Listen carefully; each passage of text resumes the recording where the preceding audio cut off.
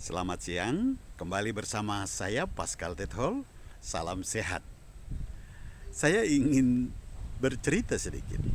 Di sebuah desa ada seorang pemuka masyarakat. Dia selalu mengumpulkan masyarakat di pendopo untuk saling berbagi cerita. Aneka cerita, aneka topik mereka diskusi. Oh, ramai sekali. Ada yang serius, yang lain kali juga hanya sekedar saling baku ganggu. Tetapi lama-kelamaan karena materi mulai menipis, mereka mulai menambah-nambah cerita, mengarang cerita versi mereka supaya menjadi menarik. Nah, tokoh masyarakat ini tidak mau kalah. Entah dari mana muncul pikiran itu, dia bercerita begini kepada mereka dalam satu kesempatan. Dia bilang, 3 hari lalu saya menjala di pinggir kali. Kali itu dekat dengan kampung itu. Dan ketika saya mau angkat, seperti ikan besar sekali. Kelihatan dari ombaknya. Saya menarik, tiba-tiba muncul ekor panjang besar, dan itu adalah ekor dari buaya yang menjadi legenda di kampung kita. Dan saya lepas jala dan saya lari. Dia bawa lari jala saya. Saya melihat itu panjangnya bisa 20, 25, 30 meter. Luar biasa. Dan semua orang terkejut. Loh, hati-hati. Ya, di situ kan banyak tempat anak-anak bermain. Bisa-bisa dia memangsa mereka. Ini sudah ratusan tahun baru dia muncul. Sudah dia mulai tambah lagi dengan versi-versi cerita untuk membuat semakin menarik dan membuat semua di situ terpikat dengan ceritanya. Dan kemudian berjalan seperti biasa.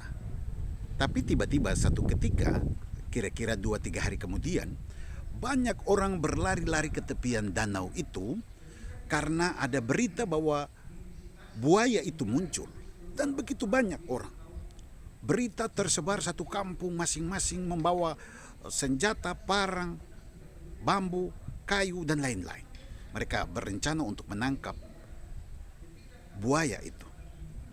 Nah, si tokoh masyarakat ini bertanya kepada orang yang lari-lari itu, kenapa? Ada apa?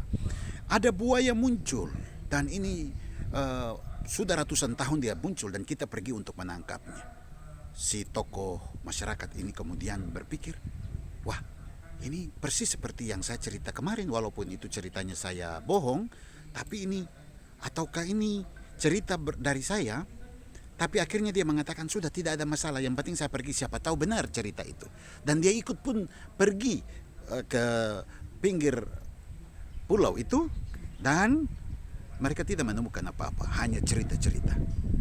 Saudara semua, sering dalam kehidupan kita banyak cerita yang tidak benar, itu kita tambah, kita kurang, sehingga jauh dari kenyataannya, walaupun membawa sensasi.